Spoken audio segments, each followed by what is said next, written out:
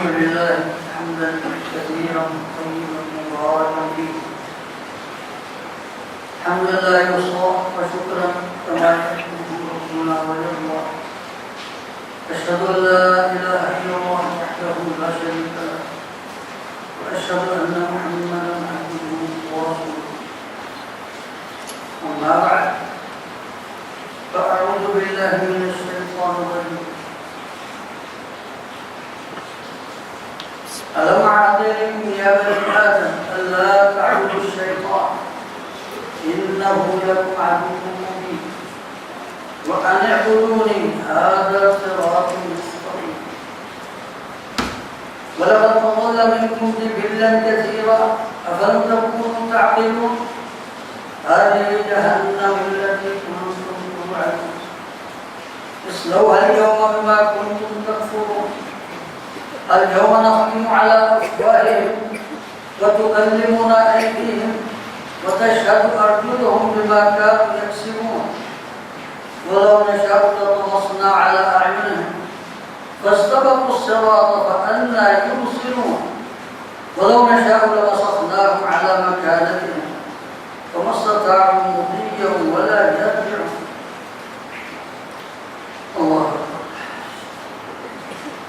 فرمایا اللہ رب العزت والجلال، اے آدم کے بیٹو، کیا میں نے تم سے عہد نہیں لیا تھا کہ شیطان کی عبادت نہ کرو، وہ تمہارا برا دشمن ہے، اور میری عبادت کرو، یہ سیدھی راہ ہے. اور شیطان نے تم میں سے بہت سی مخلوق کو گمراہ کر دیا، تو کیا تم میں عقل نہ تھی؟ هذه جہنم التي كنتم توعدون. اب یہ جہنم تمہارے سامنے ہے جس کا تم سے وعدہ کیا جاتا تھا. آج اس میں داخل ہو جاؤ کہ تم انکار کرتے تھے. اليوم نختم على افواههم. آج ہم ان کے منہوں پر مہر لگا دیں گے. وتكلمنا أيديهم. اور ان کے ہاتھ ہمارے ساتھ بولیں گے. وتشهد أرجلهم بما كانوا يكسبون. اور ان کے پاؤں گواہی دیں گے جو کچھ وہ کرتے رہے. اور اگر ہم چاہیں تو آج ہی ان کی آنکھیں مٹا کر رکھیں اور یہ رستے کی طرف بھاگتے ہیں، لیکن ان کو نظر کیسے آئے گا؟ اور اگر ہم چاہیں ان کو مسخ کر کے رکھ دیں، جہاں ہیں وہیں پتھر بنا دیں، پھر نہ آگے جا سکیں اور نہ پیچھے آ سکیں. اللہ اکبر. یہ مقام دل کو دہلانے والا اور قلب و ضمیر کو جھنجھوڑنے والا ہے. ہر نیک و بد کے لیے اس میں بہت بڑی نصیحت ہے.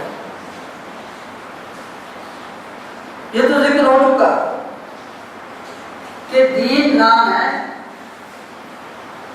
شیطان کی عبادت نہ کرنے کا اور اللہ کی عبادت کرنے کا. لا الہ الا اللہ ایک نفی ہے اور ایک اثبات ہے.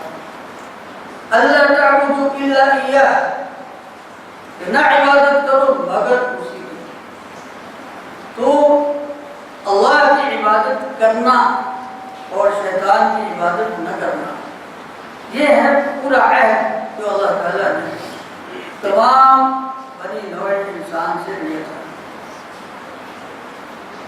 اب اللہ فرماتا ہے کہ شیطان انسانوں میں سے اور مخلوق میں سے بہت سی نسلوں کو گمراہ کر چکا ہے. افلم تکونوا تعقلون. تو کیا تم میں عقل نہیں تھی؟ یہ گمراہوں کو کہتا ہے. یعنی انسانوں میں سے جنوں میں سے جو مکلف مخلوق ہے ان میں سے جو بھی گمراہ ہوتا ہے توحید کے بارے میں، رسالت کے بارے میں، آخرت کے بارے میں، یہی بڑی گمراہیاں ہیں، اس کے پاس کوئی دلیل نہیں ہے بے عقلی کی سوا۔ یہ ساری کی ساری بے عقلی ہے۔ اس لیے کہا جاتا ہے کہ امام ابو حنیفہ رحمہ اللہ کہا کرتے تھے کہ اگر کوئی نبی نہ بھی آتا پھر بھی توحید کے بارے میں اللہ تعالیٰ پوچھ سکتا تھا، کیونکہ اس کے خلاف تو کوئی دلیل کسی کے پاس ہے ہی نہیں۔ جو بھی اللہ کے سوا کسی کی عبادت کرتا ہے اس کے پاس کوئی دلیل نہیں۔ اسی طرح ہم کہتے ہیں حضرت محمد رسول اللہ صلی اللہ علیہ وآلہ وسلم جو ہوتے، اگر کوئی کسی اور میں ارشاد ڈھونڈتا ہے، ہدایت ڈھونڈتا ہے تو اس کا اس جیسا بھی کام کرے۔ یہ کہا جاتا ہے نا کہ جو سورج کے ہوتے چراغ ڈھونڈے، سورج کے ہوتے اگر کوئی چراغ ڈھونڈے تو اس کو تو احمد ہی کہیں گے نا، تو احمد کے ہوتے اگر کوئی اور مرشد تلاش کرے تو اس کا کیا نام رکھے؟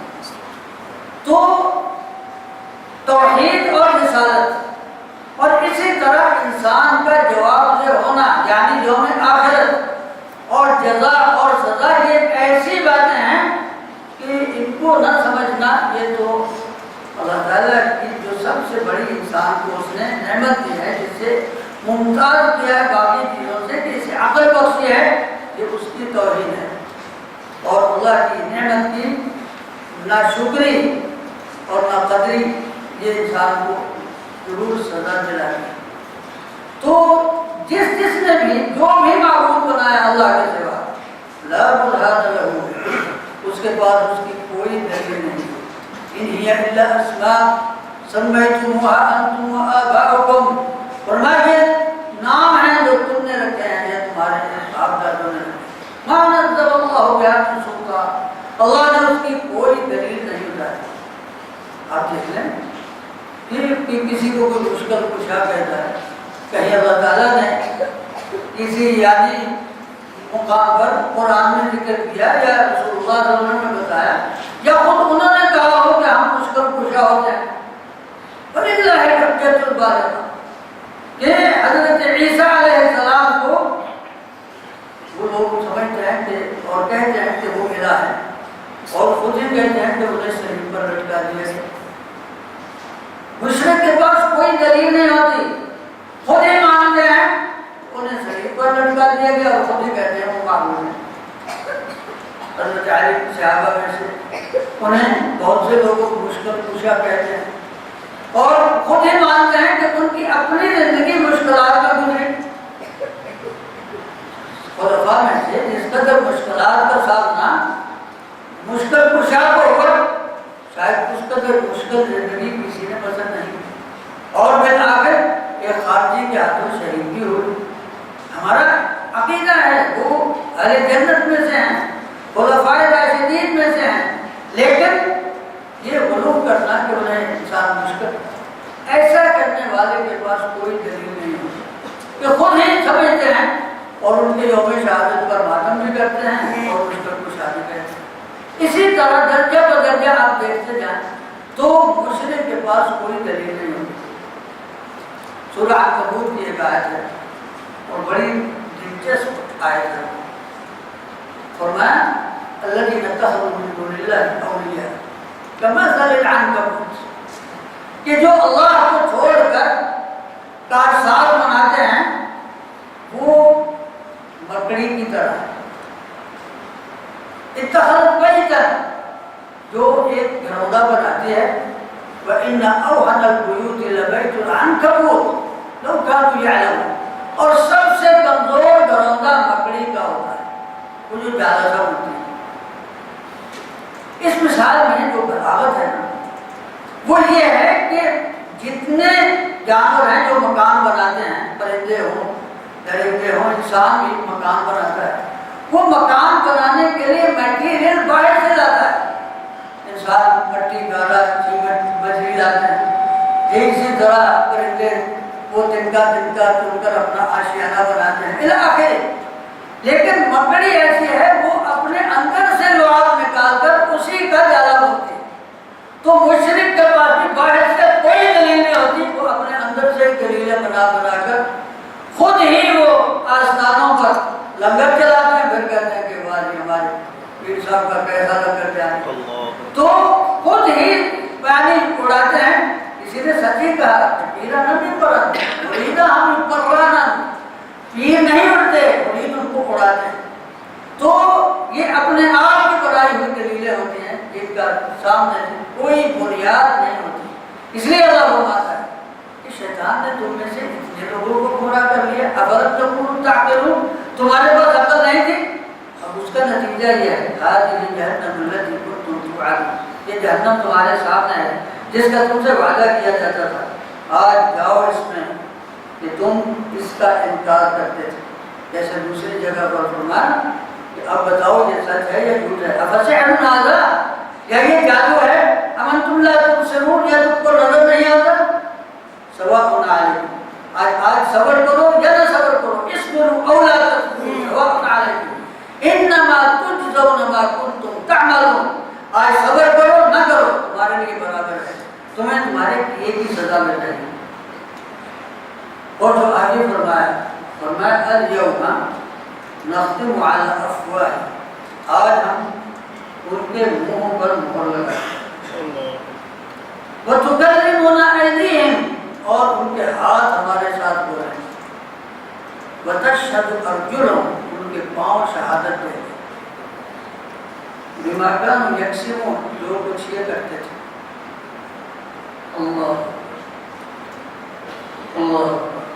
سورہ حاقم سجدہ میں یوم یحشر اعداء اللہ الی النار فهم یوزعون، کہ جس دن اللہ کے دشمن سب کے سب اکٹھے کیے جائیں گے، ہم یوزعون، اور پھر ان کو کیٹیگرائز کیا جائے گا، ہم یوزعون الگ الگ، جیسے کہ وامتازوا اليوم ایھا المجرمون، اپنے اپنے درجے کے مطابق، کوئی بڑے ہیں، کوئی چھوٹے ہیں، کوئی درمیانے ہیں، یہی کو ابو جہل ہے، فرعون ہے، ابو لہب ہے، کوئی جو ان کی اتباع ہیں، فرما بردار ان کی اپنی کیٹیگری ہے، تو کہا کہ ان کی اپنی اپنی کیٹیگری بنا دی گئی، ہم یوزعون حتی اذا ما جاءوها، جب چلتے چلتے جہنم کے پاس پہنچے پھر ان سے کہا جائے کہ ذرا ان کو روکو۔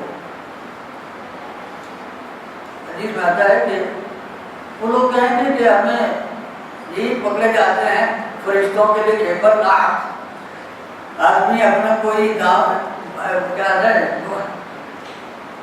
باعث تقریر بھی تھا، کیا تحریر بھی تھا کہ یہ تو فرشتوں کے لکھے ہوئے نامہ اعمال پر ہمیں سزائیں سنا دی گئی، تو کوئی ہمارے ہوا تو تھا نہیں۔ اللہ تعالیٰ فرمائیں گے لائیے ہم ان پر آج گواہی بھی قائم کر دیں گے۔ چنانچہ فرمایا اس دن منہ پر مہر کر دی جائے کہ اب زبان نہیں بولے، اب تمہارے اعضاء بولیں گے، وَتُكَلِّمُنَا أَيْدِيهِمْ وَتَشْهَدُ أَرْجُلُهُمْ بِمَا كَانُوا يَكْسِبُونَ، اب ہاتھ بول کر کہیں گے، پاؤں بول بول کر کہیں گے، بلکہ سورہ یہ حاقم سجدہ میں ہے شہد علیہم سمعہم وابصارہم وجلودہم، ان کے کان، ان کی آنکھیں اور ان کے چمڑے بول بول کر کہیں گے، وقالوا لجلودہم لم شہدتم علینا، وہ اپنے چمڑوں سے کہیں گے کہ تمہیں کیا ضرورت پڑی تھی، ہم تمہاری طرف سے دفاع کر رہے تھے، یہ زبان کہے گی کہ میں تمہاری طرف سے ہی دفاع کر رہی تھی کہ میں انکار کر دیا کہ ہمارے تو کوئی گواہ نہیں، اب تم خود ہی بول پڑے۔ قالوا انطقنا اللہ الذی انطق کل شیء، جس نے زبان کو بولنے کی طاقت دی اسی نے ہاتھ کو بلوا دیا، اس نے پاؤں کو بلوا دیا۔ سورہ بنی اسرائیل میں اللہ اکبر، اس دن ہم ان کو علی وجوہہم، ہم ان کو چہروں کے بل لائیں گے، کہ کفار وہ پاؤں پر چل کر نہیں بلکہ منہ کے بل چلتے ہوئے آئے۔ کسی نے پوچھا صحابی نے کہ منہ کے بل کیسے چلیں گے؟ فرمایا پاؤں کو کس نے چلنا سکھایا؟ جس نے پاؤں پر چلنا سکھا اس نے ان کو منہ پر چلا۔ چونکہ انہوں نے سب کچھ الٹ دیا کہ جو چیز سیدھی سادی تھی، دین تو سیدھا ہے، سیدھی بات جب نہیں مانی تو اللہ نے انہوں نے جب اپنی عقلوں کو الٹ دیا، حقیقت کو الٹنا چاہا، اللہ تعالیٰ نے ان کو الٹ دیا، اور یہ یعنی ذلت کی انتہا ہو گئی ان کے۔ ہاں سورہ النور میں الیوم تشہد علیہم السنتہم، کہ آج ان کی زبانیں گواہی دیں، وَأَيْدِيهِمْ وَأَرْجُلُهُم بِمَا كَانُوا يَعْمَلُونَ يَوْمَئِذٍ يُوَفِّيهِمُ اللَّهُ دِينَهُ الْحَقَّ وَيَعْلَمُونَ أَنَّ اللَّهَ هُوَ الْحَقُّ الْمُبِينُ، کہ آج ان کی زبانیں گواہی دے گی، آج ان کے ہاتھ اور پاؤں گواہی دے گی۔ اس آیت میں اور اس میں تعارض نہیں ہے، یہ جو کہا نا کہ آج ہم نے ان کے منہوں پر مہر لگائی، یعنی اس دن زبان کو بھی بلوایا جائے گا لیکن زبان ان کے اختیار میں نہیں ہوگی، وہ جھوٹ نہیں بول پائے۔ قرآن میں ہے فرمایا کہ جس دن اللہ تعالیٰ کو اپنے حضور میں اکٹھا کرے گا تو یحلفون لہ کما یحلفون لکم، جس طرح دنیا میں تمہارے سامنے قسمیں کھا کر چھوٹ جاتے ہیں، وہاں بھی قسمیں اٹھا لیں گے، کہیں گے کہ شاید یحسبون انہم علی شیء، کہ جس طرح ہم دنیا میں غلط غلط باتیں کر کے نکل جاتے تھے آج بھی ہم نکل جائیں گے، لیکن انہیں پتہ نہیں۔ اس دن زبان پر وہ مہر لگے گی کہ وہ وہی کہے گی جو حقیقت ہے، وہ اس کے ان کے اپنے اختیار میں نہیں رہے۔ تو یہ اس میں تعارض نہیں ہے، اختلاف نہیں ہے کہ مہر یہ لگی کہ وہ اپنے اختیار سے، یعنی زبان والے کے اختیار میں نہیں بلکہ خالق کے اختیار میں، وہی بولے گی جو حقیقت ہے۔ ہاں تو ہاتھ پاؤں گواہی دے چکے، وتشہد ارجلہم بما کانوا یکسبون، جو کچھ کرتے تھے۔ اور یہ دو آیتیں، یہ جو میں نے کہا تھا دہلا دینے والی، لرزا دینے والی، اللہ رب العزت والجلال فرماتا ہے کہ ایسی ایسی آیتیں ہم تمہیں سناتے ہیں، ایسی ایسی نصیحتیں ہم تمہیں کرتے ہیں، اس کے باوجود تم غور نہیں کرتے اور تکبر کی راہ پر چل رہے ہو۔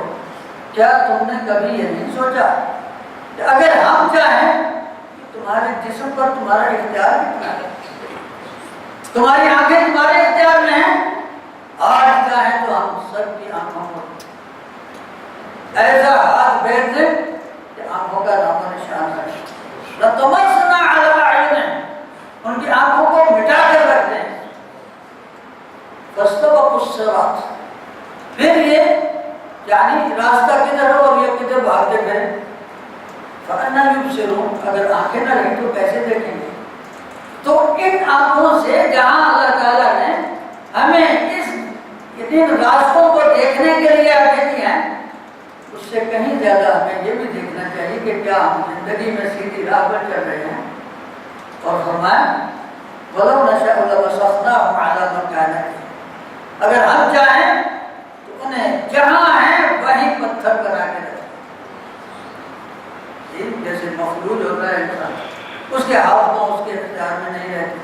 تو جب تک تمہارے جسموں میں اختیار ہے، جب تک تمہاری آنکھیں سلامت ہیں، کان سلامت ہیں، تو ان سے وہ کام لو جو ہم کہہ رہے ہیں، آنکھوں سے دیکھو، کانوں سے سنو، دل و دماغ سے سوچو، اور اعضاء سے اللہ کی فرما برداری کرو، یہی سلامتی کا راستہ ہے۔ وباللہ تعالی توفیق۔